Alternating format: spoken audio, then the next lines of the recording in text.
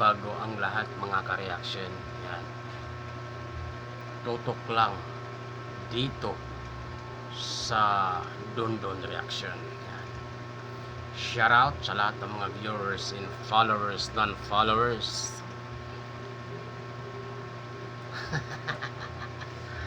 Dondon Reaction lang yan, no? Ito na nga mga ka-reaction, pag-usapan natin itong magkakapatid na to. Magkakapatid na Villar tungkol sa impeachment ni Sara Duterte.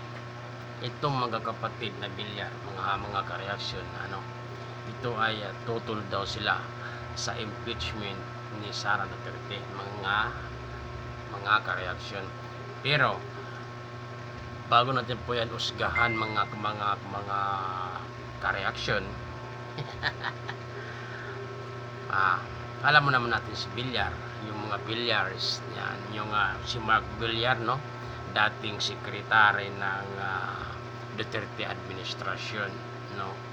Ito ay dati niyang tauhan ni Duterte. Ito si Mark Villar, mga ka-reaction.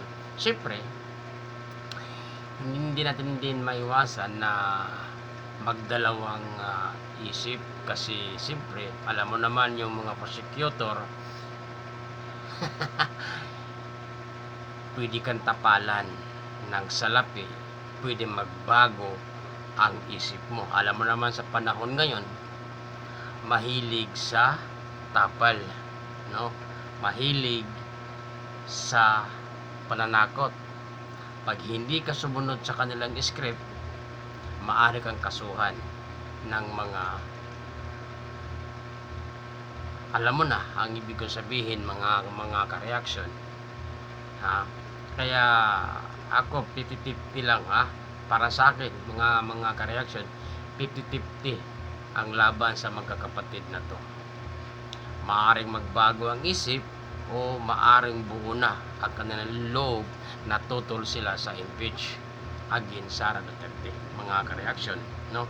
Kasi sa panahon ngayon, marami na ang nakukulong na sumasalungat sa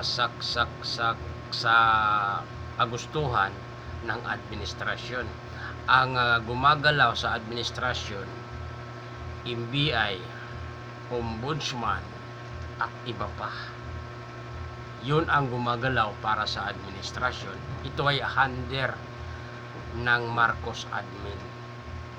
NBI, Ombudsman, kung sino-sino. Kahit sabihin natin na separate yung Ombudsman